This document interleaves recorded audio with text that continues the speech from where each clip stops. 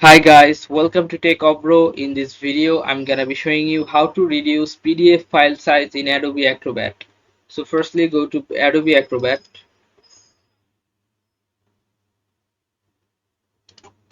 Now go to this file option, which is top right corner, this one file. Then click on open. Then you can see the PDF is 10 MB. If you want to check, right click and go to properties. Then you can see the size is 10 MB right now. So I'm gonna reduce this file size.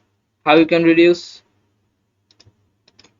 Cross all things, click on file again, open, click on this and click on open. Now click again this file and you'll find here save as other, and under this you'll find reduced size PDF. Click on this and click on OK. And now you have to rename this, anything you can rename. Okay, the reduced one. Click on save.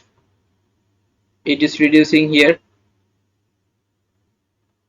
Okay, reducing complete. If you want to check now, go here, file and click on open, and then you can see this file, new file has created. Right click on this and go properties.